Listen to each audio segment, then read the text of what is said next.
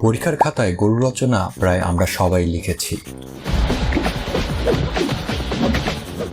গরুর 4 পা, 2 চোখ, 2 কান, 1 লেজের পাশাপাশি হয়তো অনেকেরই মনে প্রশ্ন জেগেছে, মানুষ ঠিক কবে, কোথায় আর কিভাবে গরুকে গৃহপালিত বানালো।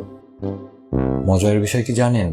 গরুকে পৃথিবীর ভিন্ন 2 অঞ্চলে আলাদাভাবে গৃহপালিত করা হয়েছিল, ফার্টাইল ক্রিসেন্ট ও ইন্দাস ভ্যালি অঞ্চলে। আর বর্তমান বিশ্বের প্রায় সব গৃহপালিত গরুর আদি পূর্বপুরুষ ছিল অর্কস বা বস প্রিমেজিনিয়াস নামের এক বিশালদেহী বন্য প্রাণী। এরা ছিল অত্যন্ত শক্তিশালী এবং হিংস্র প্রকৃতির। উচ্চতায় এরা কাঁধ পর্যন্ত প্রায় 6 ফুট হতো এবং এদের ওজন 1500 কেজি পর্যন্ত হতে পারত। জুলিয়াস সিজারের বর্ণনা মতে এরা আকারে হাতির চেয়ে সামান্য ছোট ছিল এবং এদের শক্তি ও গতি ছিল অসাধারণ। 1727 সালে পোল্যান্ডের শেষ অর্কসটি মারা যাওয়ার মাধ্যমে এই প্রজাতিটি পৃথিবী থেকে বিলুপ্ত হয়ে যায়। গবেষকদের মতে প্রায় 10,500 বছর আগে গরুকে প্রথম পোষ মানানো হয়েছে। এটি ছিল মধ্যপ্রাচ্যের ফার্টাইল ক্রিসেন্ট অঞ্চলে। চ্যানেলটাকে সাবস্ক্রাইব করে পাশে থাকুন। যা বর্তমান তুরস্কের দক্ষিণ পশ্চিমাঞ্চল এবং ইরাকের উত্তরাঞ্চল নিয়ে গঠিত। এখানে ইউরেশীয় অর্কসকে পোষ মানানো হয়। এখান থেকেই বর্তমান ইউরোপ ও আমেরিকার টরাইন গরুর উদ্ভব হয়েছে। এদের কুচ অতটা দৃশ্যমান না।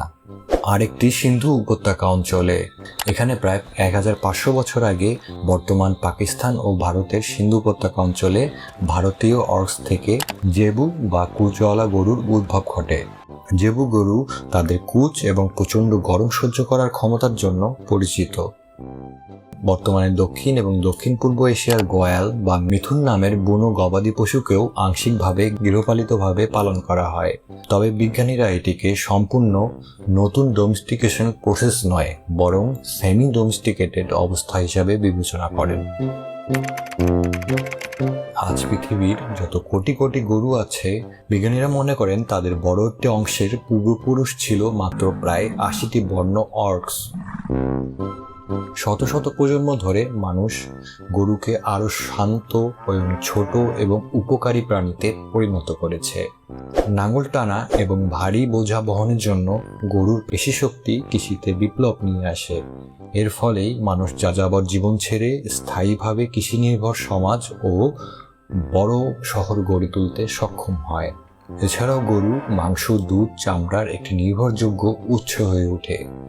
প্রাচীনকালে অনেক সমাজে গরুকে সম্পদের প্রতীক হিসাবে দেখা হতো, এমনকি কখনো কখনো বিনিময়ের মাধ্যম হিসেবে ব্যবহার করা হতো। তাই পরের বার গরু হাটে গিয়ে কোনো গরু দেখলে মনে রাখবেন, আপনি শুধু একটি সাধারণ প্রাণী দেখছেন না, আপনি দেখছেন এক ভয়ঙ্কর বন্য দানবের উত্তরসূরি।